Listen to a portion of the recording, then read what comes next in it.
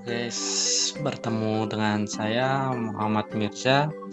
Kali ini saya akan menjelaskan kepada teman-teman terkait dengan limbah yang memang uh, pada akhirnya pencemaran terjadi di laut. Sebelum terjadi pencemaran limbah yang berupa cair di laut, sebelumnya limbah ini dialirkan melalui sungai, dan sumbernya dari mana? Salah satunya dari industri.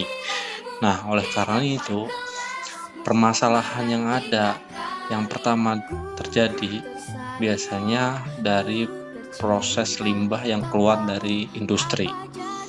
Nah, untuk itu perlu dilakukan yang namanya perencanaan, supaya gimana limbah yang keluar dari industri, limbah cair itu bisa tidak berupa limbah, tapi berupa benda cair yang memang sudah sesuai dengan baku mutu. Nah, biasanya suatu perusahaan atau industri membuat dalam bentuk instalasi pengolahan limbah. Dari pemanfaatannya bisa dimanfaatkan sebagai biasanya untuk pengajuan izin berdasarkan regulasi yang ada, bahwa didapatkan izin untuk mengeluarkan limbah cair. Nah, dari izin itu kemudian dari proses selanjutnya melalui pengawasan dengan cara inspeksi dan juga audit. Nah, dari hasil pengawasan itu barulah melakukan pengendalian berupa sistem manajemen. Dalam hal ini sistem manajemen lingkungan yang tercantum di dalam ISO 14001. Untuk itu saya akan jelaskan bagaimana sistem pengelolaan air limbah yang ada di salah satu suatu industri. Berikut videonya.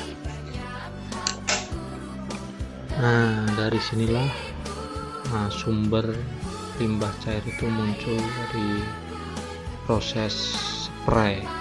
Jadi ada aktivitas pengecatan produk. Di situ ada spray booth dan ada vakum dimasukkan dalam bentuk kolam, kemudian dialirkan ke kolam yang terlihat, yaitu kolam IPAL.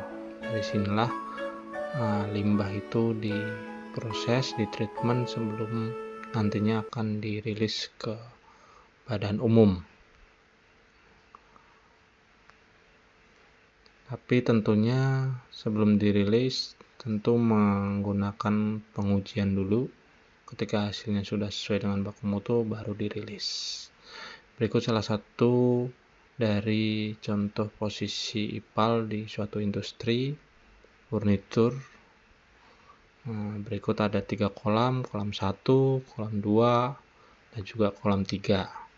Dalam kolam 1, di strukturnya itu sendiri biasanya terdapat alat mixer ya. Di situ biasanya dicampur mikrobakter dan diaduk, kemudian dialirkan ke kolam berikutnya, yaitu ada penyaringan seperti biasa, ada batu kerikil, kemudian styrofoam, kemudian serabut ya, dan kemudian lari ke kolam 3. Setelah di kolam 3 dilakukan pengendapan dan akhirnya dilarikan ke drainase. Sebelum dilarikan dilakukan pengujian dulu. Terima kasih sudah menonton video saya. Jangan lupa like dan subscribe. Goodbye.